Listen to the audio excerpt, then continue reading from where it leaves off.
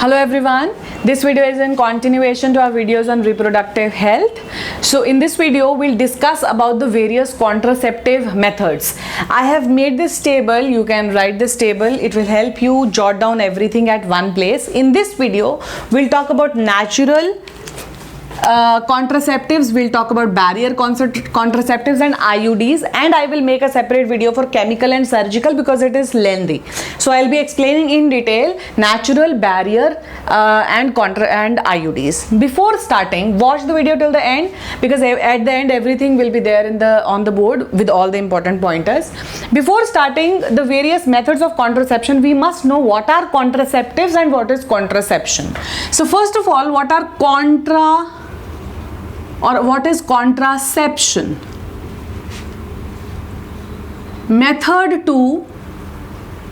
The method to stop pregnancy, or you can say prevent pregnancy.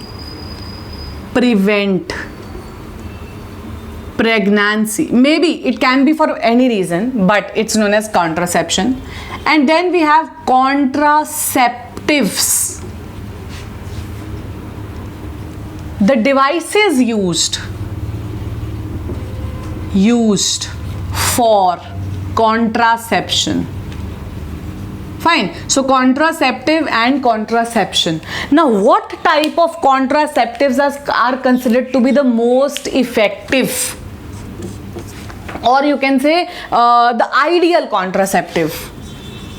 Ideal contraceptive should possess certain characters. It should be effective, easily available. It should be easily available. It should be effective. It should be reliable. And also it should have no or less side effects, because the chemical contraceptives, they have certain side effects, so it should have no or less side effects. So this kind of a contraceptive, which is which will have all these four characteristics: easily available, effective, reliable, matlab that if you are using this contraceptive device, yes, it will prevent pregnancy, and it should have no or less side effects. So these are the characters of an ideal contraceptive. Now we'll talk about the different contraceptive measures, and we'll start about the first contraceptive method, that is natural contraceptive method. Why I am calling it contraceptive method and not contraceptive? The reason is, here we don't use any ready-made or man-made contraceptive device or pills or any equipment. This is a natural method to prevent pregnancy. Under this, the first method is when you observe a safe period. What is a safe period? Safe period is the time of 14th to 17th day. Sorry, it's not the safe period, but we will consider safe period. It is when, or you can say except for 14th to 17th day, all other days are safe period. And these days, because herein in these days, ovulation and chances of fertilization, I'll explain, are there. So when you observe your safe period, that means when you see that during the menstrual, now this is all during menstrual cycle. These are the days of menstrual cycle, the ovulation period during menstrual cycle. That is the most dangerous period, you can say. You can have intercourse during the safe period. When we are talking about 14th to 17th day, we are talking about the day when you don't have to have intercourse, because these are the most fertile days, because the egg is ready for fertilization. The 2 to 3 days egg is ready for fertilization in the fallopian tubes. Now if the sperms they enter in the female reproductive tract, they will fertilize it and there will be pregnancy. But if this egg it degenerates and it passes out as menstrual bleeding, now after that, or you can say when the egg degenerates, after that the whole period till again the egg is being formed, that's known as the safe period. So if you observe safe period and have have intercourse during the safe period, even without contraceptive, the chances of pregnancy are quite very low, not zero but quite very low. Next is no deposition of sperms in the vagina. That means the deposition of sperms in vagina should not be there. That's also a natural removal method which is followed when which can lead to prevention of pregnancy. Then under natural methods we have one period, the lactation period. Now this period is only applicable to lactating mothers, the mothers who have just given delivered a baby and they are lactating the baby. During that time period, during the span till they lactate or they produce milk, during that time the menstruation is not there, and that's also a safe period wherein you can have intercourse and it will there'll be no pregnancy. So we call it as lactation amnesia, lactational amnesia.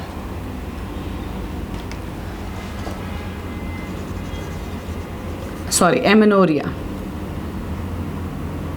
Fine. So herein the lactating mothers, but this is only restricted to lactating mothers.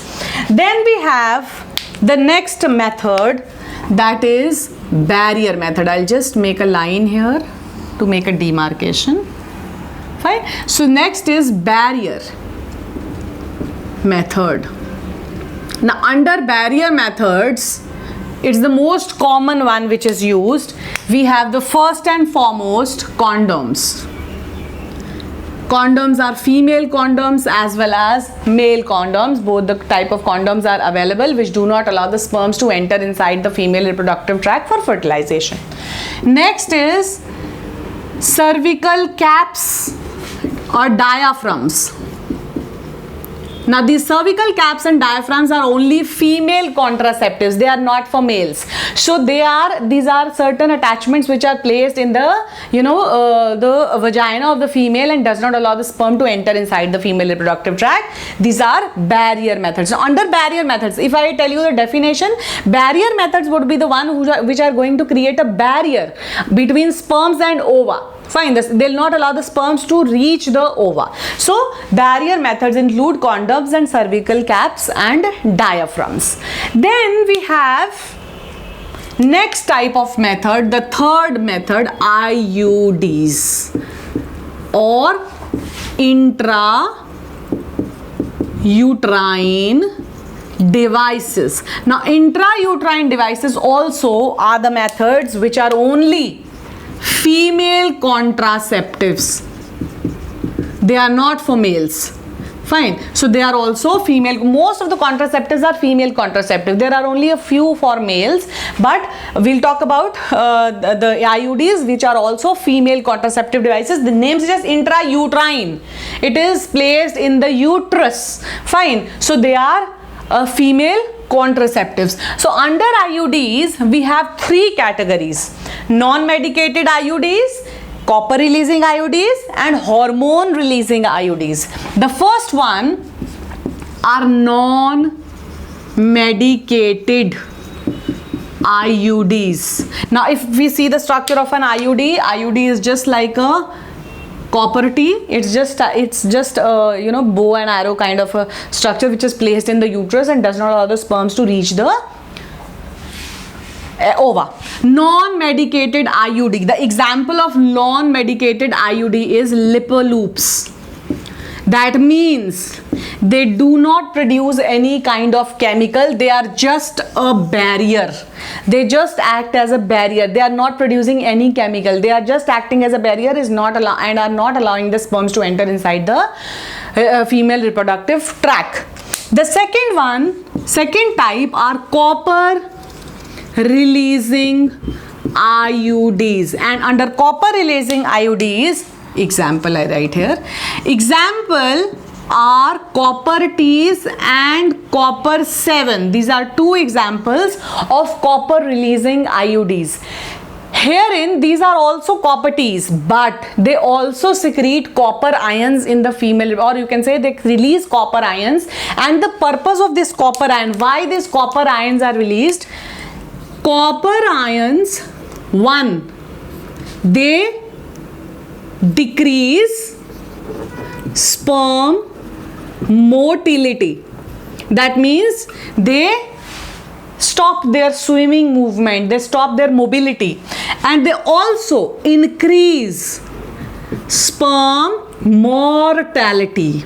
That means they kill the sperms. So these copper ions which are released by copper releasing copper Ts, either they will stop the motility of the sperms and also they will kill the sperms.